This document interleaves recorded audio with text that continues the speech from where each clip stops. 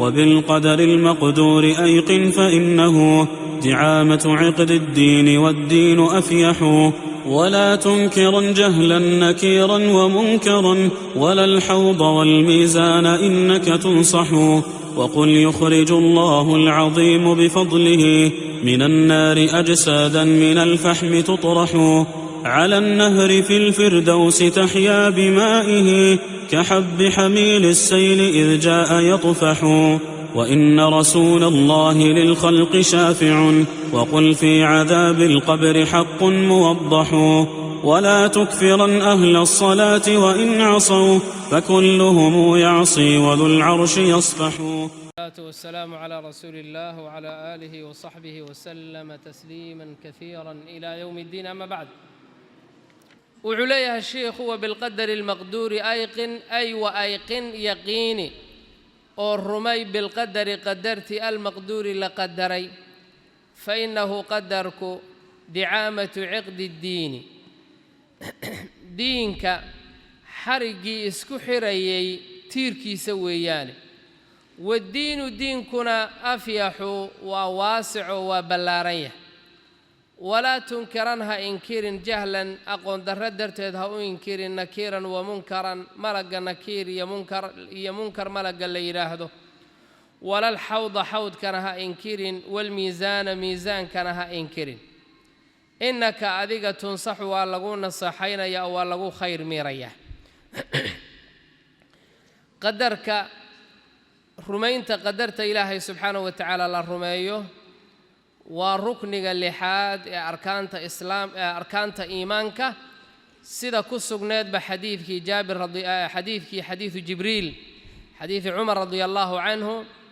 الإيمان أن تؤمن بالله وملائكته وكتبه ورسله واليوم الآخر وتؤمن بالقدر خيره وشره. حديث عمر رضي الله عنه بخاري مسلم حديث أبي هريرة في صحيح مسلم. مركا بيت كان شيخ وحوقها هذليا إن قضاها يقدر كلا الرمي وقفك الرمي إلهي سبحانه وتعالى علمي وقال كيس وحو البوغيهي يا إلهي إنو قرشيي وحيابها رعي إنت ينندعين هرتوت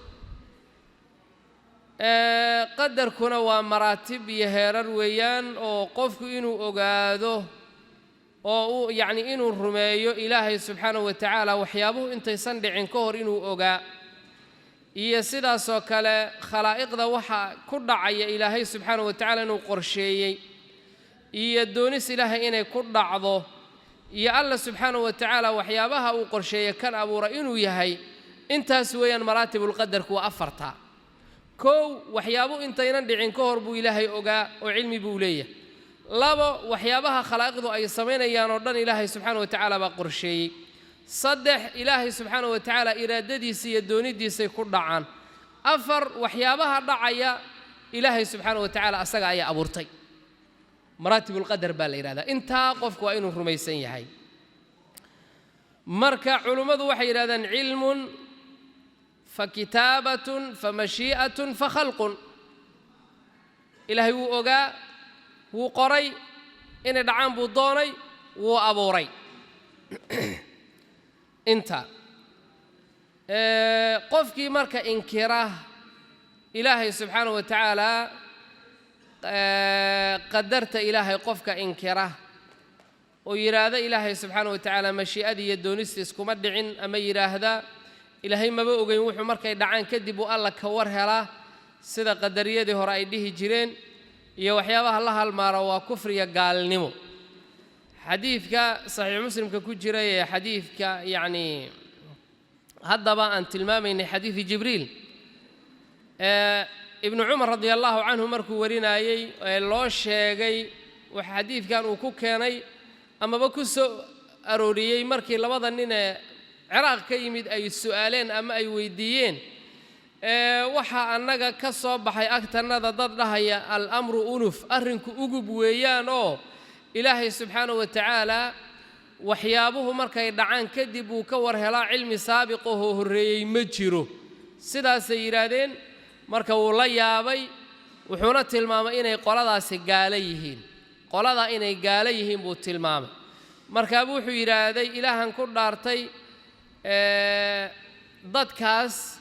haddii ay sadaqa la baxaan oo sadaqa fara badan oo buurta Uxud wax la ego sadaqa xataa haddii ay la baxaan ilaahay subxaanahu wa tacaala ka aqbali maayo xataa yu'minuu bilqadar ilaa qadarta ay rumeeyaan sidaasuu yidhaahday marka baabkan laba qolo ayaa ku sidbatay qolo waxaa la yidhaha alqadariya qolona waxaa la yidhaahdaa aljabriya labadaa qolo ayaa ku simbirraxatay oo ku sidbatay dadka ahlulxaqaana labadaa qolay u dhaxeeyaan qadariyadu waxay leeyihiin qadarta ilaahay bay anfinayaan oo afcaashan addoommadu ay samaynayaan waxa addoonku uu samaynayo ilaahay subxaanahu wa tacaala ma oga mana qadarin markay dhacdo kadib buuna ogaadaa ilaahay qofku qof buu dilay qofkan inuu dili doono ilaahay subxaanahu wa tacaala maba ogaynba markuu dilka geystay uunbaa alla ogaaday amaba ilaahay subxaanahu wa tacaala mashii'adiisa iyo doonistiisba kumaba dhicin waa kufri sariixa qadariya la yidhahda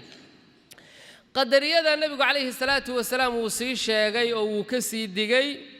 xadiidka ibnu cumar sanadkiisu xasanka uu yahay rasuulku calayhi salaatu wasalaam wuxuu leeyahay alqadariyatu majuusu hadihi alumma in mariduu falaa tacuuduuhum wain maatuu falaa tushayicuuhum qadariyadu waa ummaddan majuusteedii majuustu waxay caabudaan ilaahyo mugdiga iyo iftiinka u kala ilaah iftiinku markaa khayrkuu abuuraa bay yidhahdeen waa ilaah fiican mugdiguna shartuu abuuraa oo waa ilaah xun marka allah subxaanahu wa tacaala maxay la simeen laba khaaliq bay la simeen oo wax abuurta soo maaha qadariyadu sida majuustoo kale weeyaan oo waxay ayagu leeyihiin qofku asagaa ficilkiisa abuurta ilaahay subxaanahu wa tacaala iraadadiisa iyo doonistiisa iyo wax shaqaana kuma leh qofku asagaa ficilkiisa samaystay oo abuurtay sidaasay yidhaahdeen ayagu marka qof walba waa khaaliq soo maaha qof walba waxbuu abuuray ayaga agtooda majuus ba ka shar badan marka majuustu laba khaaliq bayba sugayeene qadariyadu maxay sugeen khaaliqyo fara badan bay sugeenoo qof walba yakhluqu ficla nafsihi bay yidhahdeen ficilka asaguu samaysanay asaga abuurtay waa qadariyadii qolada jabriyada ah markay qadariyada arkeen bay ayagu waxay istaageen cirifka kale dhinac kaley u bayreen waxay yidhaahdeen qofku wax iraada ah ma lahan iraada ma leh wax asagu uu doonayo ama uu damci kara ama mashiico ah ama wax samayn kara lama arko wuxuu la mid yahay warqad meel bannaan geed ah la suray ee laga laalaadiyey warqadda dabayshu dhankay uga timaado dabayshu dhinacay u waddo bay unu dhaqaaqaysaa soo maha sidaasoo kale weeyaan bay yidhahdeen qofku waa qof la garbaduubay oo inta la xirxiray xibnihiisii dhammaan la xirxiray badda lagu dhex riday la yidhi markaa dabaalo saasuu la mid yahay ma dabaalan karaa ma dabaalan karo sidaasoo kale weeyaan bay yidhahdeen addoonku wax walba oo qofku uu sameeyo wuu ku qasban yahay ee asaga doonistiis kuma dhacaan wax yar oo iraado ah oo qofku uu ku leeyahay lama arko qofku wax iraado ah ma lahan hadduu zinaysto hadduu khamri cabo hadduu wax xado hadduu salaad dukado hadduu wax sadaqaysto intaba asaga wax doonista iyo wax khiyaara oo uu ku leeyahay lama arkay yidhahdeen waa jabriya jabriya waxaa loo yidhi waxay leeyihiin qofku waa majbuur wuu qasban yahay waa qasban yahay labada qolana cirifkaabay istaagto waxay yidhaahdeen ilaahay subxaanahu wa tacaala qofku wuxuu samaynayo shaqaba kuma leh qaar wayba sii gudbeenoo waxay yidhahdeen maba ogaba ilaahay aqoonba umalaba markii waxa qofku uu sameeyo uunbuu ka war helaa khayr iyo shar wuxuu doona ha sameeyo qoladu cirifka kale istaageenoo waxay yidhahdeen addoonku wax khiyaaruhu leeyahay maba jiraanba wax iraado ah iyo doonis oo ku abuuran iyo midna ma jirto wakila طaa'ifatayni munxarifa wadaalla labada qoloba xaqa way ka leexdeen waana laba qolo oo baadiyeysan ilaahay subxaanahu wa tacala wuxuu leey inna kulla shayin خلقناه بقدر وحول بإلهي بأبو رسومه هدنا إلهي سبحانه وتعالى نفتي سنة دونيس بوشتغا وحول بين الدونيستي سكون عن dadkuna markuu ilaahay subxaanahu wa tacaala doonistiisu ay timaado ayaa ayaguna iraada ilayhin ilaahay ku abuuray aqlina ilaahay wuu siiyay shartiga khayrka ay ku gala gartaan wama tashaa'una illa an yasha Allah wama tashaa'una fi madam aysan ma doonisan mashi ay leeyihin doonis bay leeyihin wallahu khalaqakum wama ta'maluna adinkiya waxaad sameeynaysan ba ilaahay subxaanahu wa tacaala baa idin abuuray haddana ilaahay subxaanahu wa tacaala wuxuu kugu abuuray inuu adiga ku siiyay iraado iyo garaad shartiga khayrka aad ku kala garato wadadiina lagu kala cadeeyo ayadoo sidaas haddana wadadii lagu kala cadeeyo ilaahay subxaanahu wa tacaala uu ku soo diray rasuul marka qadarta qofku inuu rumeeyo xagga ilaahay inay ka ahaatay shartiisa iyo khayrkiisu waa udub dhaxaad ama tiirarka yani waa tiir buu wuxuu yahay iimaanku tiir u yahay oo arkaan iimaan buu kamid ahaa Soomaaliya sheekhu markaa wuxuu yiraahday wa ayqin yaqiin bil qadari qadarti yaqiin al maqduri la qadaray fa innahu qadarku di'amatu 'iqdi diin diinka xarigi isku xirayay tiirkiisa weeyaan oo nabiga sallallahu alayhi wasallam markii arkaanta islaamka arkaanul iimaan markuu sheegay muxuu ku daray wa tu'mina bil qadari khayrihi wa sharrihi marka fa innahu di'amatu 'iqdi diin diinka xarigi isku xirayay tiirkiisa weey wadiinu diinkuna afyahu wa meel waasi'a weeyaan diinku waa waasic ilaahay subxaanahu wa tacaala baa ballaariyay oo wax aad u fara badan cibaadaadka diiniyada ah ilaahay wuu tirabadiyay hal xabo iyo laba xabo kaliya lagama dhigin laakiin waasic baa ilaahay ka yeelay ولا تنكرنها إنكرين جهلا أقون دراد هلا إنكرين نكيرا نكير يو منكرا منكر ملقى نكير ليرادية ملقى منكر ليراد جهل درتي هلا إنكرين ولا الحوض حوض كانها إنكرين والميزان ميزان كآخرنها إنكرين إنك أذيك تنصح ولغو خير ميريا ناصح بانكوها وحن كوغو نصيحين يا وحيابها إن هذا إنكرين وذن ضفيرين مالك آخر الرومين تيسو أركانت إيمانكو أسونا كميديا هاي maalinka marka waxa adduunyada dibadeed ahaan doona oo adoomada xisaabidooda kala abaalmarintooda iyo waxyaabaha la midka ah ayaa maalinka aakhira rumayntiisa ah marka al-iimaanu bil yawmil aakhirna waxa soo galaya wax alla wixii ahaada bacda al-mawt dhimashada ka gadaal sida labada malag ee qofka qabriga ku weydiinaya cadaabul qabriga naciimul qabriga bacthiga iyo nushuurka xashriga miisaanka siraadka iyo waxyaabo badan oo marka halkan sheekhu uu ku sheegin dhamaantood waxay soo galayaan al-iimaanu bil yawmil aakhir bay soo galayaan maalinka qiyaamada rumayntiisa ay soo galayaan marka halkan sheekhu wuxuu ku sheegay malaa'igta rumayntooda oo munkar iyo nakiir maxaa loogu magacaabay munkar iyo nakiir xadiis sanadkiisa uu maqal ku jiro oo tirmidiga iyo tabaraani ay wariyeen baa sheegay laakiin la daaciya in marka hadda aan ku dheeraano ama aan ka warrano inaan ku dheeraano ama aan ka warrano baa yani hadda yani fursadu ma noo saamixi mayso laakiin munkar iyo nakiir sida raajixa way sugan yihiin oo xadiidka magacaabay in labada malag ee qofka qabriga su'aalaha ku weydiinaya midna munkar la yiraahdo midna nakiir la yiraahdo xadiidka uu sugan yahay qofka markii la duugay uu imaadaan marka baa ruuxdii qofka jirkiisa loo soo celiyaa markaasay fariisiyaan asagoo nool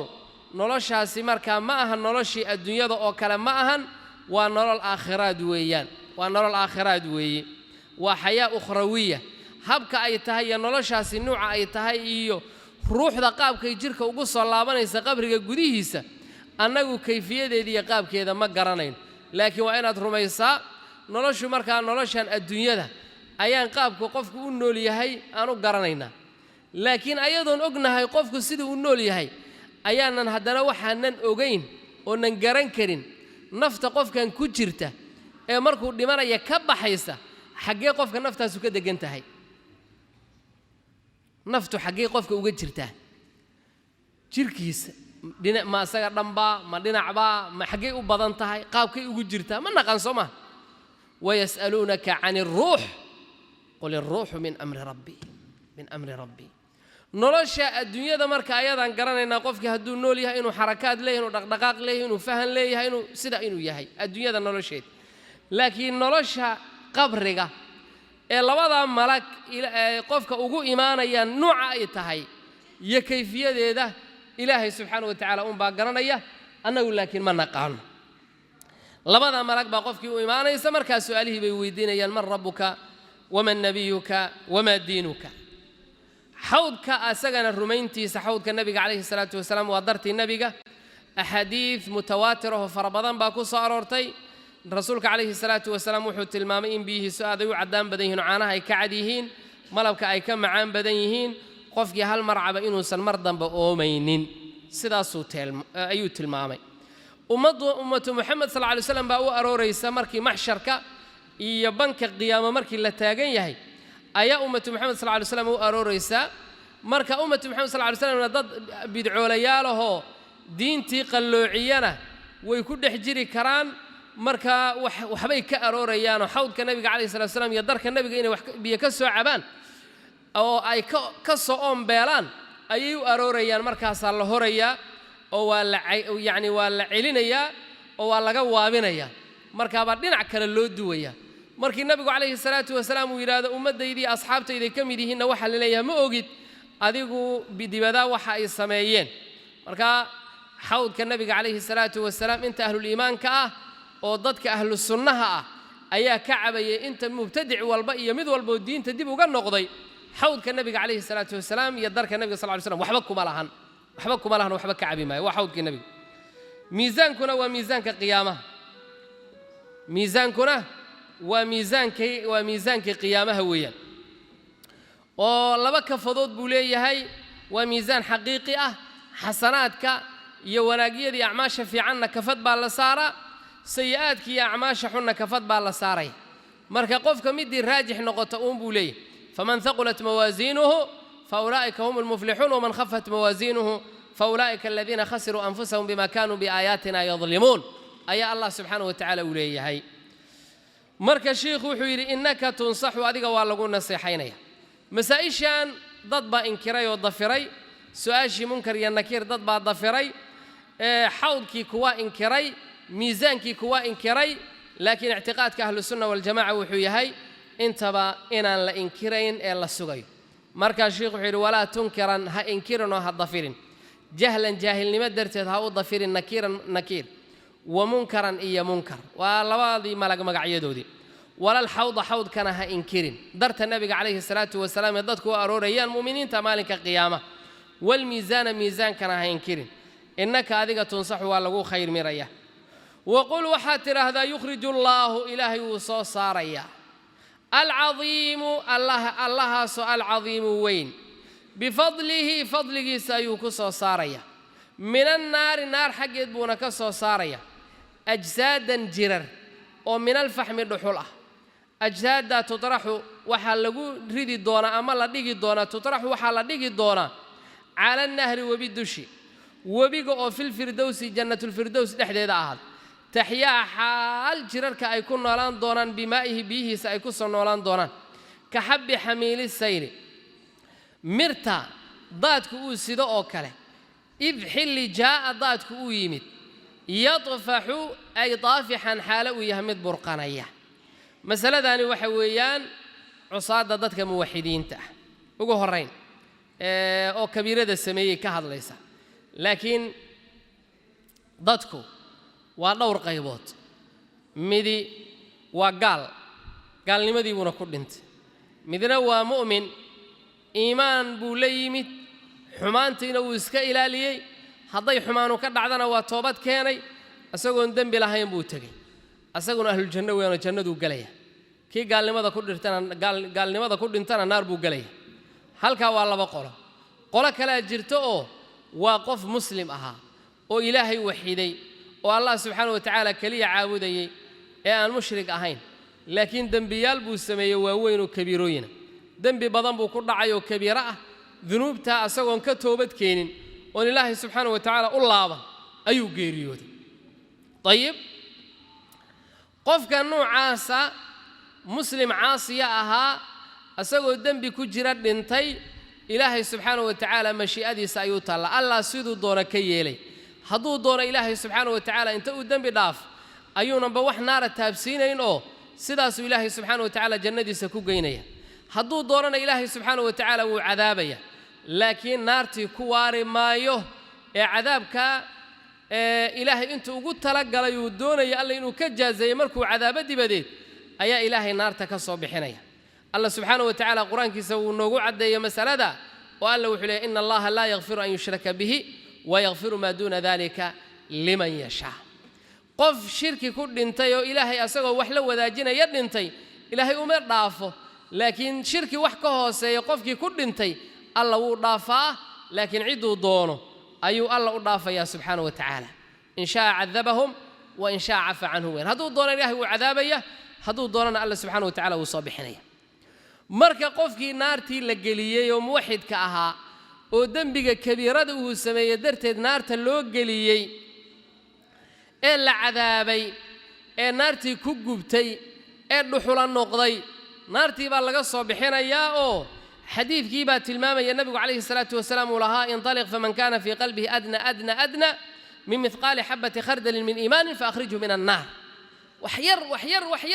oo iimaan qofkii qalbigiisa uu ku jiro naarta laga soo bixiyo baa rabbi azza wa jalla ulay marka naartii baa laga soo saaray markii naarta laga soo saaro jannatul firdaws wabi ku yaal ayaa lagu dhex tuuraya wabiga bay soo dhalanayaan halkaas ay ka soo dhalanayaan ayagoo koox oo gubtay ayaa meesha la keenaya meesha bay ka soo baxayaan ay ka soo dhalanayaan sida mirta daadku uu soo qaado markuu daadku burqanayo uu soconayo miraha uu soo qaaday markii ay daadka dhinacyada uga baxaan meesha ay ku dhacaan way ka soo dhashaan Soomahan mirtii way ka soo dhalataa ama meeshii balligeeda biyuhu ay tageen hareerihiis ayaa waxa ka soo dhalanay miro daadkaas uu soo qaaday sida mirta daadku uu soo qaado markuu burqanayay ay meesha uga soo baxday ayaa ayaguna jannada yaani wabiga ay ka soo baxayaan marka ba jannada la gelinaya marka dadka muwaxidiinta ee Ilaahay subhanahu wa ta'ala waxidayay نار متيستي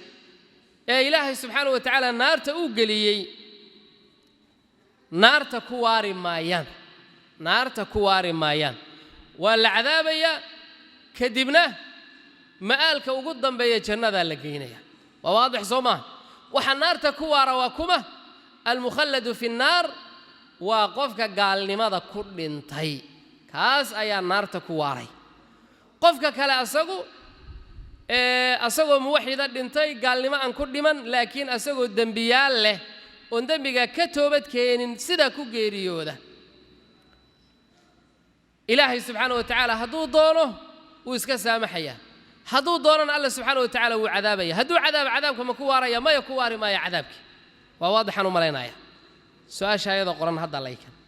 marka naartii ku waari maayo tayib al khawarij iyo mu'taziladu waxay yiraahdeen qofka saaxibul kabirada ah ee dambiga weyn galay naarta waa ku waaraya waa mukhallad fi naar asagoo waxaday ama yaani zinaystay ayuu geeriyooday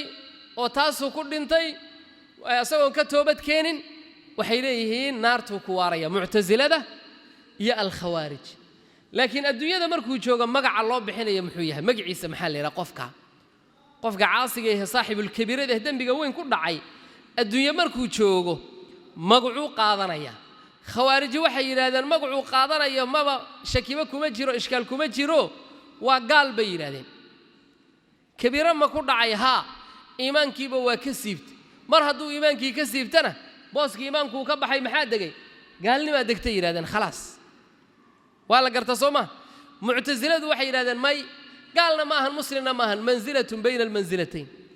لبدا درجة كفر يا إيمانك مالو دحيدو جوجا إيمانكينا وكسو تجي قال لي ما قارنا أنت ودحيدو تاجين الدنيا ذا سدا سيرين معتزلة آخرة لكن معتزلة يا خوارجته وحيسكوا فقسين هنا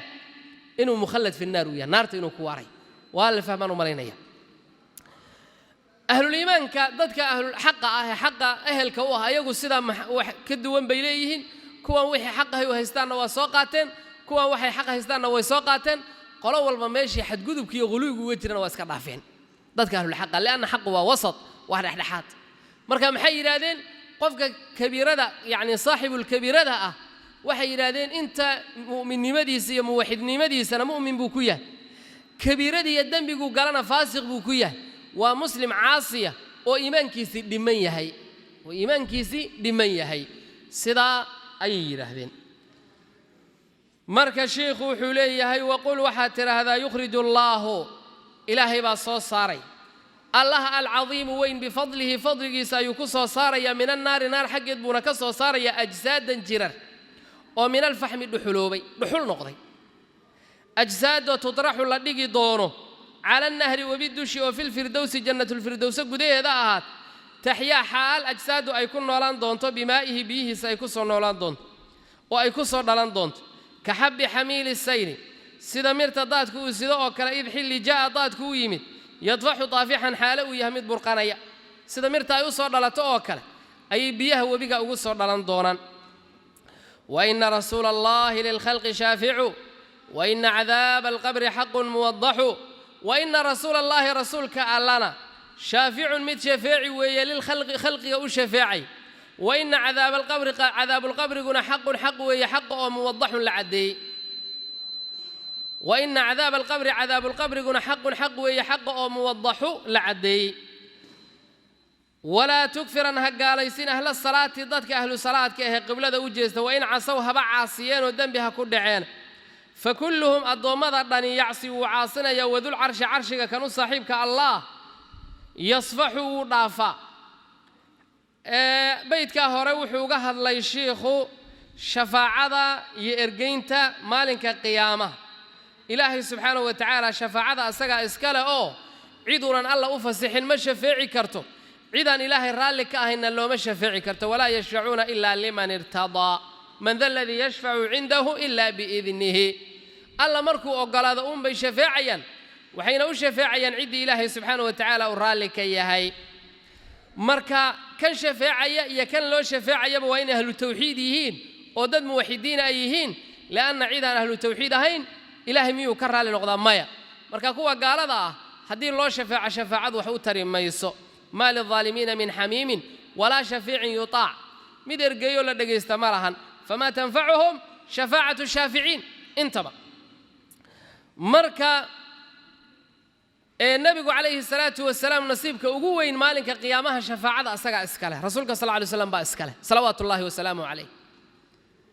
ضدك أهل الكبيرة ده الدنبية وأوين قالوا أمتي سكم ذو شفاعية شفاعتي لأهل الكبائر من أمتي شفاعة إذا وحي أسقناتي أمتي إذا كود أهل الكبيرة ده الدنبية وأوين قالي sidaas oo kale markii dadku dhiboon yihiin oo carasaadka iyo banka qiyaamo la taagan yahay oo qoraxdii la soo dhaweeyay oo shidadii iyo hawlkii faraha badna uu jiro in khalaa'iqda la kala xukumo ayuu ilaahay subxaanahu wa ta'aala uga shafaacaya ayadoo dadku nabiyaasha kale oo dhan ay soo weydiisanayaan inay alla uga shafaacaan ugu dambayna nabigu calayhi salaatu wasalaam ay u iimaanayaan markaa buu leeyahay ana allah aniga ayaa iska leh uuna u shafaacaya salawaatullaahi wasalaamu calayh طيب عذاب القبر وأرمها آخره كم يديها يوقفك مركو جيريوده قبر هدي سؤالها لو يدي إما والله نعمة أما والله عذابه عذاب القبر سنا مركا حق وياه قلوين بعد ضفراي وإنكراي شفاعتنا قلوين بعد اسكت شيء وقار إنكراي يكو واحد قلوب يغلو يكسم ينتبه ويسوي جيران وشفاعته لما يتبليحي وإن رسول الله رسولك إلهي شافع مثل شفاعي وإلى الخلق خلقي وشفاعي وإن عذاب القبر يقول حق وهي حق وموضح لعدي ولا تكفرن أهل الصلاة كهركا وضدك مسلمين المسلمون عقيدة أهل السنة وحي تهي شيخنا هل كانوا نوقو قرريو ضدك عصاده الدنبيغا قالا وأهل التوحيد ككمدا دنبيغو ذا لقو ما قالا يسيو dembigooda laguma gaalaysiiyo meesha ayadana waxa ku lumay laba qolo kulluntay qolo dhinac bay wada jiraan markaan mu'tazilada iyo khawaarijdu dhinac bay wada jiraan oo qofkii caasiga islaamka ka wada saareen hadduu islaamka ka baxa guud tagayaba isku khilaafeen mu'taziladu maxay yiraahdeen manzila bayna almanzilatayn laba darajo u dhaxeeya qolada kalena maxay yiraahdeen khawaarijdu maxay yiraahdeen gaalnimo weeyaan labadaas waa isku qolo kala cirifka kala taagan oo المرجئة يا اللي يراهدا marka labada qolana sheekha noo sheegi doona wala ta'taqid ra'y al-khawarij innahu maqalun liman yahwahu yurdi wa yafdahu wala takum murjiyan la'uban bidinihi ala innama al-murjiyu bid-din yamrahu nadihi doona laakiin marka khawarijda iyo waxyaabaha aaminsan yihiin usuushooda ah iyo murji'ada iyo usuushooda darsiga bari baan ka dhigan doonaa insha Allah hadii alla yiraahdo hasa ahaatee hadda beydkaani wuxuu sheekhu uga hadla dadka ahlu salaadka ah ee islaamnimadoodu ay sugnaato yaqiin ay ku sugnaatay inaan islaamnimada laga saari karin oo aan la lahayn muslim baa tahay man thabata islaamuhu biyaqiin fala yazulu anhu illa biyaqiin qofkii islaamnimadiisu si dhab ah oo baal ay u sugnaatay yaqiin uu uga zuuli karaa xamaasad iyo ana moodo iyo wayla noqotay iyo mas'ala lagu muransan yahay intaba qofkii islaamnimo loogama saari karo waa markaan usuusha khawaarijta iyo usuusha murji'ada aan ka hadlayno ayaan insha Allah ta'ala mas'alada xoogay dul istaagi doonaa laakiin qofku hadduu ahlu salaad yahay thabata islaamnimadiisii way sugan tahay marka waa in adigu aad ka istaagta odan gaalaysin walaa tukfiran ha gaalaysin buu yiri ahlu salaadka ha gaalaysin fakulluhum dhammaantood yacsi wuu caasinaya oo bani aadamkoo dhan waa khataa cid macaasi ka badbaadana ma jirta kullu ibnu aadama khataa weeyaan wadul carshi allaha carshiga u saaxiibka ahna wadul carshi midka carshiga u saaxiibka waa allah يصفح ودافع أسونه ودم بدافع طيب هل كان وحيد هذا يا شيخ قلت من أتى بكبيرة يخرج من النار حتى يقف جدا بوين لي ماذا النار تلقى بحناية قتل نفس المؤمن عمدا كو حيد المؤمن كسلو دي لعله وحيله ومن يقتل مؤمنا متعمدا فجزاؤه جهنم خالدا فيها وغضب الله عليه ولعنه وأعد له عذابا عظيما كيف يا شيخ واصل يا ابو جلال هل كان سؤال دوبا كنت الله وأيضا أن كدوا ولين dadka naarta ku waaraya ma mushrikiinta kaliya ba oo qofka waman yaqtul mu'mina muta'ammidan fajazaahu jahannam khalidan fiha qofka ma laga soo reebaya noocaas waa laba su'aalood oo isku mid ah ama isu dhow طيب qatliga ama dilka qof mu'mina la dilaa waa dambi kabiir ah ad ya ad weyn badan khatartiisuna ay badan tahay hadduu qofku yahay mustaxil asagoo og ilaahay subxaanahu wa tacaala in mu'minka la dilo inuu ilaahay reebay qofkaana qof muslima uu yahay haddana uu yiraahdo qofkan inaan dilaa ii xalaala qofkaasi diinta islaamka waa ka baxay oo waa mustaxil gaalnimadii yani wuxuu xalaashaystay waxyaabihii xaaraanta ahaa ayuu xalaashay waaya qofkani qof mu'mina ayuu dilay kasbuuna u dilay ama ha awisho oo ta'wiil ha geliyo dilkiisa dhiigiisa asagoo mu'awilaho ta'wiishanaya ha xalaashaysto oo la dhiiga qofkani waa ii bannaan yahay sidoo diinta ka saaro kala asagoo muslim oo diinta ilaahay ka bixin qof muslima ama hawadiisa buu u dilay asagoo qofka muslimka dhiigiisa inuu xaraan ka yahay dhiigunan xalaashaysan hawadiisa u dilay xanaaq iyo wax la mid ayuu dilay qofka noocaasa kabiiru ku dhacay khatar weyn waa ku jira ilaahay inuu badbaadiyo maahane halistiisu waa badan tahay laakiin haddii aakhira naar la geliyo naarta ma ku waarayaa hadduu muwaxid ahaa ku waari maayo hadduu muwaxid ahaa oo qof muslima uu ahaa oo ahlu tawxiida kabiiradana ku dhintay isagoon ka toobad keenin lagana qisaasin haddii laga qisaaso waa qadiyad kale hadduu sidaa ku dhinto naarta ku waari maayo waaya aayadan alla wuxuu yiraahdaa fajazaa'uhu jahannamu khalidan fiha buu yiraahdaa khalidan ta halkan wa almukthu tawiil in badan buu ku nagaanayaa weeyaan oo abadi ma ahano abidkii buu ku jirayaa ka bixi maayo sida ma ahan waana mas'ala mujmaca cinda salaf saxaabadii nabiga kaleey salaam ugu horeeyaan mas'ala la isku raacsan yahay bay ahayd ibn Abbas radiyallahu anhu baa laga wariyaa inuu yiraahdo may wa khalidan fiha naartu ku waaraya inuu yiri waxa sugan laakiin inuu ka laabtay ayaa sugan marka tafaasiirta iyo kutubta i'tiqaadka oo qatlul mu'minka markii baabkan oo kale ay ka hadlayaan takfiirul muslim ay ka hadlayaan kutubul aqiid oo dhan ba masaladaasi ku taala marka qofku xagga uu la laaban karaa oo uu ka ogaan karaa marka khalidan fiha halkan waa ku nagaansho waqti badan qofkii uu ku jiro ama uu ku nagaado weeyaan aayadu waxay tusinaysaa in wax weyn ay tahay mu'minka dilkiisa waa aayad tanfiir bay tusinaysaa qofka hadii la rabo wax macsiya ama dambiya inuu ka cararo dembiga foolxumadiisa iyo qubxigiisa waa in loo sheega Soomaa aayadu marka fiiri qofkii mu'min dila abaalkiisu waa jahannamo markaas la yiraahdo hadana jahannamo uu ku jiraya ilaahay baa u carooday lacnad baa ku dhacday cadaab daran buu leeyahay waxaas oo dhan waxa la isu raaciyay waa tanfiir weeyaan masaladan waa dheeraanaysa haddii aan galno hawsheeda qaarkood waxay ka hadlaan buu yiraahdo tawxiid la yiraahdo xaakimiyya وهل تحكيم إلى ما غير ما أنزل الله من الكبائر إلهي سبحانه وتعالى وحي سود جي وحنا هنا ضدك لو حكم ما كبائر با أم بويري مسوا قال نمو ومخرج من الملة كفري ويا أثابكم الله وأحسن إليكم سلا بريها الله يحسوسي إن شاء الله دول هذا ما هذا وقتك نو سامح مايو جزاكم الله خيرا وصلى الله وسلم وبارك على نبينا محمد وعلى آله وصحبه وسلم تسليما يا رب واجعل نهجنا نهج النبي وصحابه فبنهجهم فلنقتدي يا رب وفقنا بعلم نافع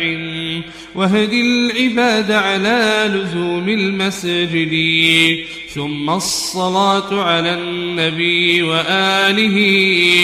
وجميع أصحاب الرسول محمد.